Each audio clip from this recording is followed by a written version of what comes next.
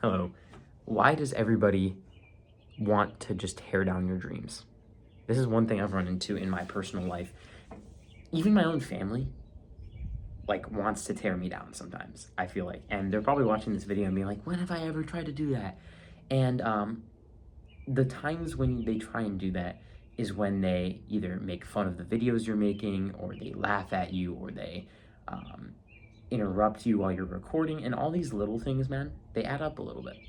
And I'm not saying that it's their fault. I understand it's human psychology to um, make fun of or poke fun at things that you don't see as normal. And making content is an outlier. Most people aren't, uh, they don't want to make content, or they're scared that people will judge them for the content. And so I get it.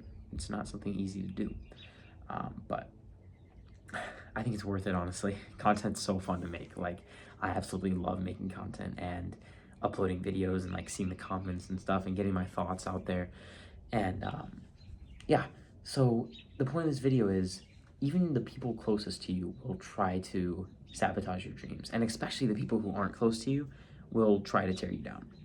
Whether it's out of envy for the fact that you're doing something that they wish they could do, or out of the fact that they just find it cringy and funny and they just want to make fun of you, or out of the fact that they just don't like you as a person and they'd wish you'd just stop posting, whatever, or anger, whatever their reason is for not liking you doing the thing you want to do, people will try to tear you down. And the best advice I can give you for that is to just keep going. Derive your happiness and your joy from yourself, and I promise you, your life will be better that way than trying to seek validation outside.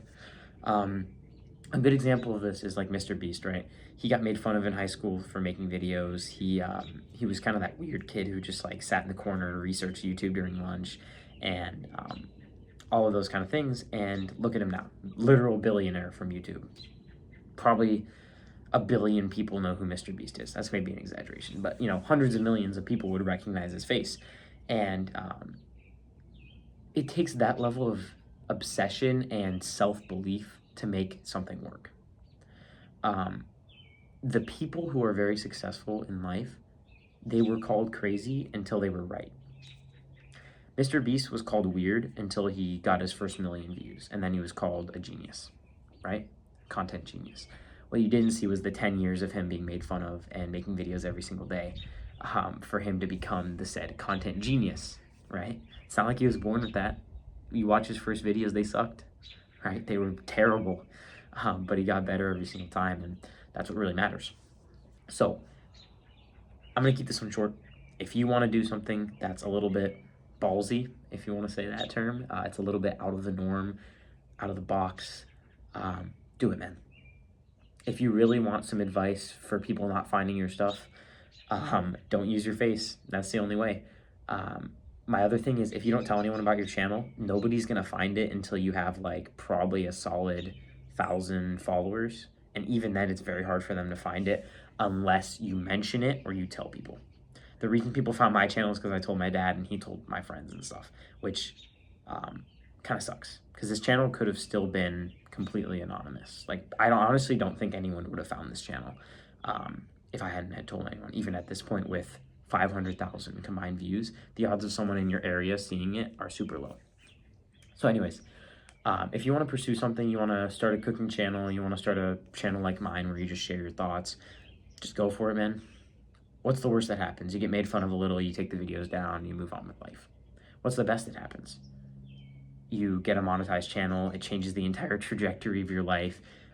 You start making money off social media, you're loving life, everything is going well. That's the best that happens, right? Why not give it a chance? I advocate for content because I think it's a great way for everyone to get better at orating, at speaking. I think it's a great way to get your thoughts out there and really try and understand human psychology, because videos are a lot of human psychology. I can tell you this, there might be 20 viewers who clicked on this video, or maybe 50, and maybe 5 or 10 of you are still here. There's 5 or 10 people in the world listening to my thoughts right now. If I had optimized this video with a better title, better thumbnail, better hooks, better re-engagement, scroll stop, interjections, basically a better story in general, there probably would have been 1,000 people who clicked and 500 who are still here. And that's just the reality of content. And anyways, I don't want to get too off topic. If you have a dream, you got to follow it, man. You got to make sure to give it your best, because you don't want to be the guy who's old or the girl who's old and looking back and saying, I wish I would have tried. I wonder what would have happened. At least be the guy who can say, I failed. At least I gave it a shot, but I failed. At least you can say that. You can have the peace in your mind knowing that you tried, you gave it a shot. Anyways, peace out.